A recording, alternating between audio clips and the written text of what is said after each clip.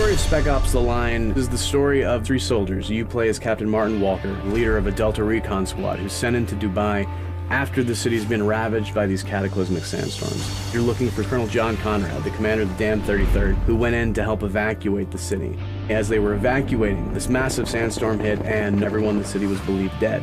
6 months later, a mysterious kind of broken radio signal is picked up coming out of Dubai, and so you're sent in to see if there are any survivors left. Conrad's still alive. I think he is. I know he'd agree with me. Tracks end here. Guess this is the nest. Walker is a bit of a mystery. This is a commander, a professional soldier. He has to keep this little bit of emotional distance from Lieutenant Adams and Sergeant Lugo, your squad mates, because he has to sometimes give them orders where they are going to possibly go to their death. Gotta be smart about this. Okay, move's right there and I got a clean shot. You'll be fine now, the civilians are dead. Does that mean nothing to you? Lieutenant Adams is Walker's second in command. He is also the demolition expert and the heavy gunner for your squad.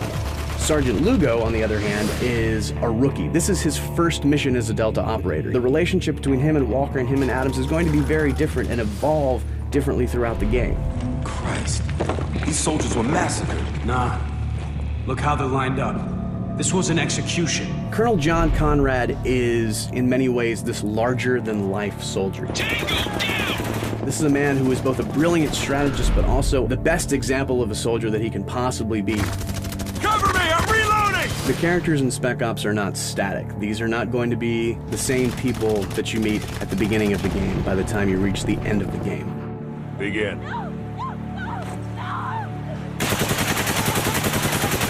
What happens to them and what happens to you is similar to what has happened to Dubai. The sandstorm has stripped away everything that they thought they were to who they really are. We're gonna keep at this until you tell me what I want to know. The moral choices in Spec Ops are different from what players have come to expect out of a video game. They are not between A or good, B or bad. These choices are about holding a mirror up to yourself.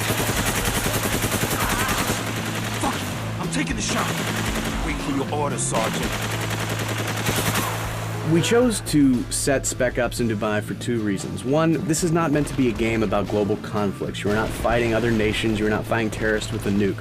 So we didn't want people to be thinking about any conflicts that are currently happening or maybe have happened in the recent past. RPG, second floor! Also, Dubai is a metaphor in a lot of ways for what the player and the characters are experiencing. This is a city where there should not have been a city, but men with money and power just came in and said, I'm going to build whatever I want. And then the sandstorms came, the desert retook it, and nature said, no, just because you want to do this does not mean it can happen, does not mean it should happen. The CIA doesn't start where you can't finish. Well, now's the time to prove it, because I'm not telling you shit.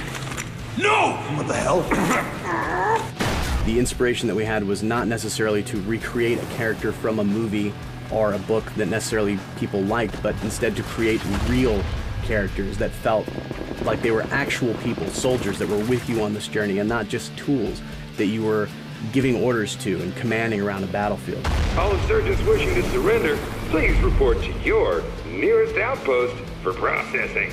We had many military advisors on the game who were constantly going over the script, checking it for accuracy, and also at the same time performing our mocap so that we had our characters moving like soldiers actually would move. Spec Ops is a game about who we are as gamers, and that's where the title of the game comes in. Spec Ops: The Line. That line between expectation and reality. Who these soldiers think they are and who they actually are. Who we as gamers think we are when we choose a game, and ultimately who we actually are as we play that game.